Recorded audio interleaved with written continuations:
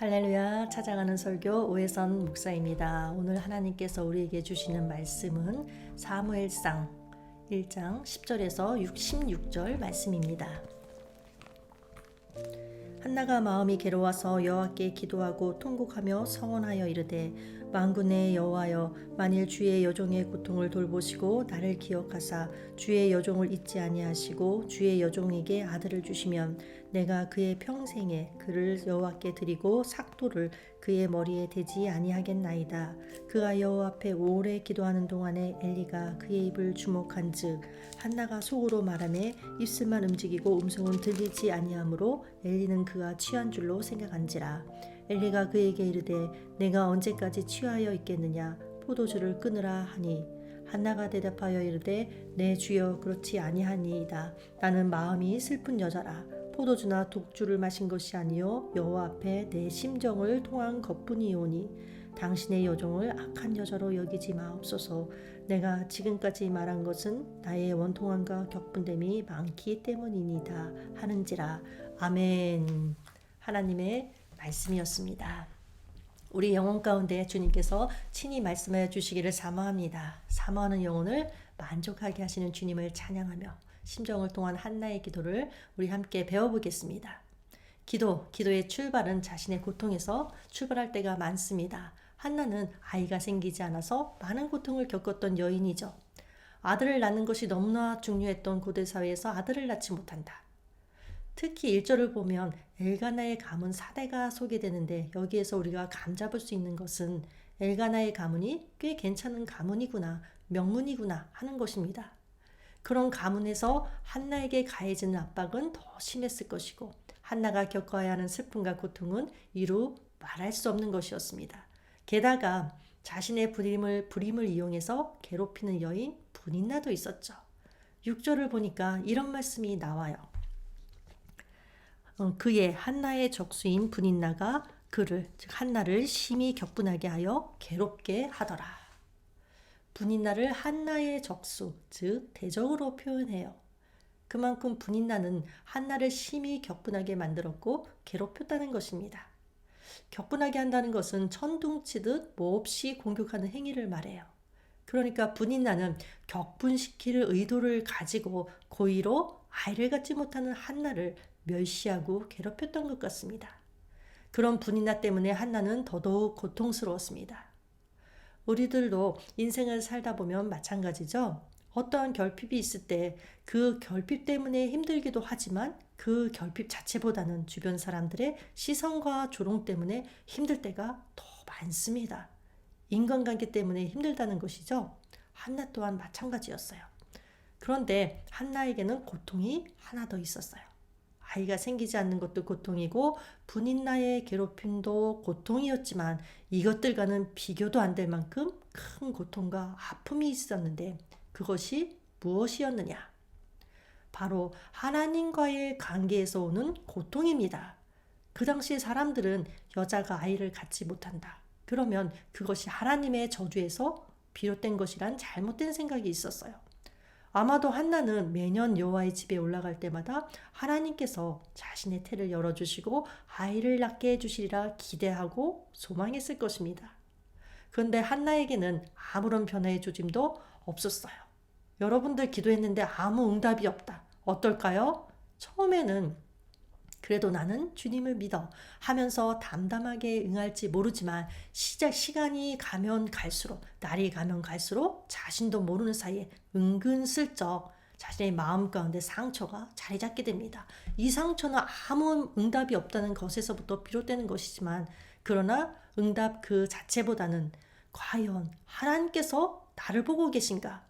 나는 하나님으로부터 분리되어 있는 것 같다라는 상실감입니다. 특히 분인나가 한나를 집중적으로 괴롭힌 시점을 보면 언제였느냐? 여호와의 집에 올라가 제사할 때였다는 것에 우리는 주목할 필요가 있습니다. 7절 말씀이죠.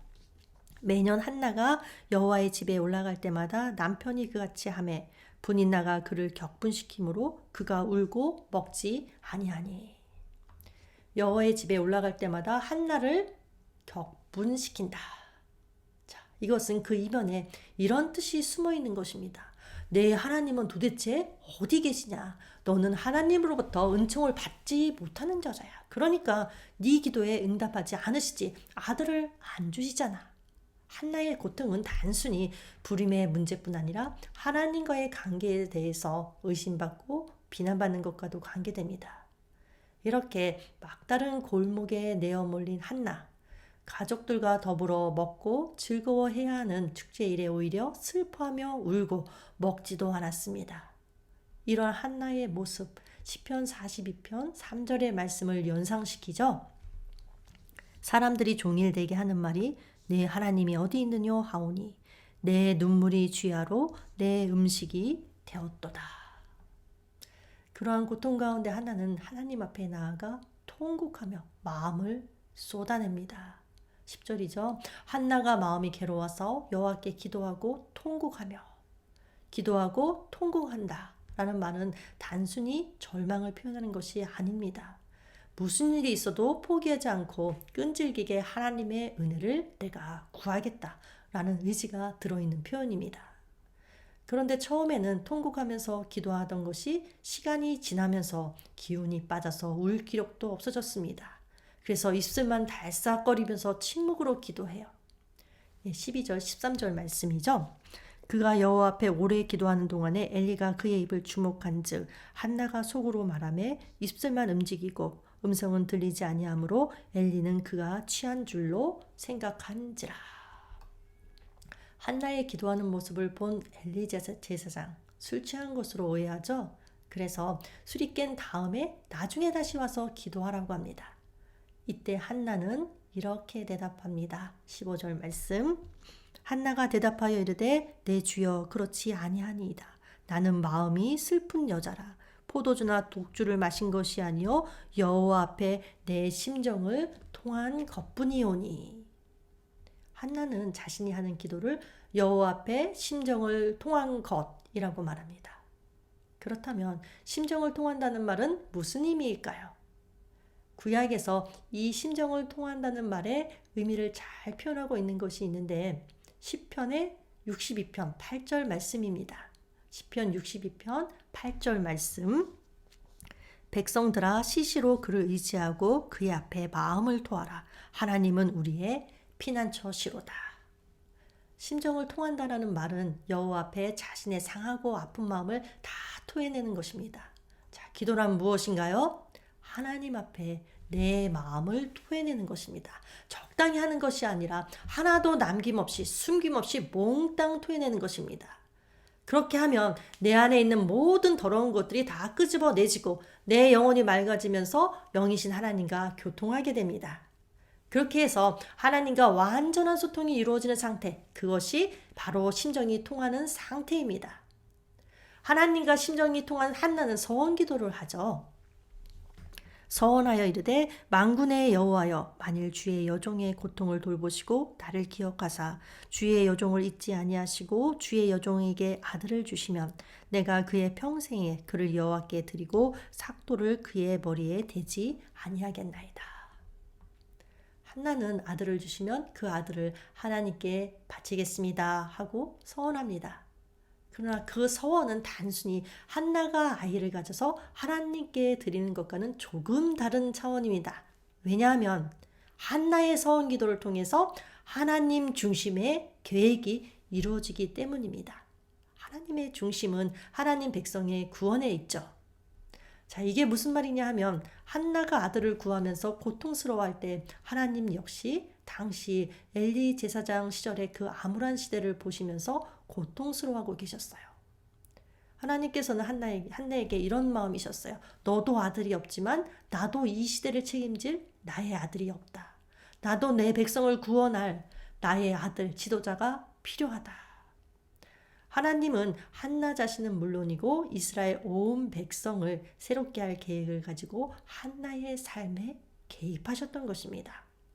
한나가 자녀를 잉태하지 못한 것, 사실은 하나님께로부터 말미암은 일이죠. 5절을 보니까 여호와께서 그에게 임신하지 못하게 하시니 놀랍게도 하나님께서는 적극적으로 한나의 태를 닫으셨어요. 그래서 한나가 심정을 통하는 기도를 하게 하시고 그 기도를 통해서 한나 자신은 물론이고 하나님의 백성을 새롭게 할 계획을 이루어 가시는 것입니다. 그러면 하나님께 심정을 통하는 기도를 드렸던 한나, 기도 후에 어떻게 되었을까요? 첫 번째는 임신이라는 응답을 받기도 전에 미리 평안을 누렸습니다. 이것은 기도하는 자에게 하나님께서 특별히 주시는 은혜죠. 한나 입장에서는 도대체 자기에게 임신이 언제 일어날 일인지, 가능하긴 한 건지 아무것도 예측할 수 없는 때였어요.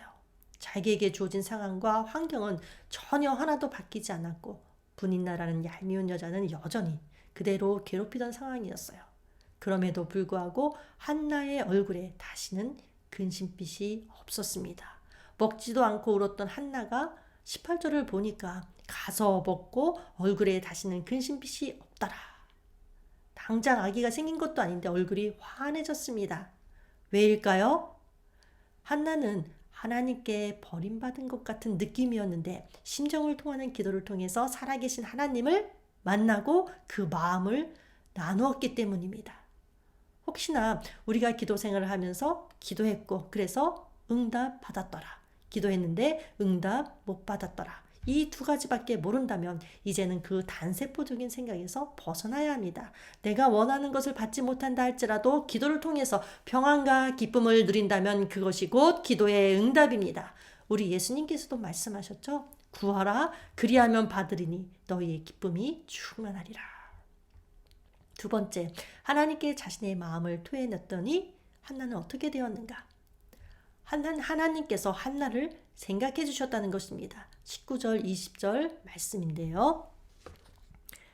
엘가나가 그의 아내 한나와 동침하매 여호와께서 그를 생각하신지라. 한나가 임신하고 때가 이름에 아들을 낳아 사무엘이라 이름하였으니 이는 내가 여호와께 그를 구하였다 함이더라. 한나는 여호와께 심정을 통했고 하나님은 한나를 생각하셨습니다. 소통이 이루어진 것입니다. 한나의 일방적인 기도로 끝난 것이 아니라 하나님께서는 한나의 아픔과 슬픔에 같은 마음을 느끼셨습니다. 한나의 심정을 헤아려 주셨습니다. 결국 하나님의 은혜로 한나는 임신을 하게 되었고 사무엘이라는 아들을 낳았습니다. 사무엘이 사사로 일하는 동안 놀라운 영적인 일들이 일어났고 사무엘은 이스라엘을 구원하는 인물이 되었습니다. 이처럼 하나님께서는 한 여인이 마음을 쏟아놓고 기도했을 때 그 여인의 기도에 응답했을 뿐만 아니라 그 여인의 기도를 통해서 이스라엘을 구원하는 역사를 이루신 것입니다. 우리는 이런저런 문제와 결핍으로 인해서 마음이 괴로울 때 하나님께 기도하고 통곡합니다. 마음을 하나님께 쏟아냅니다.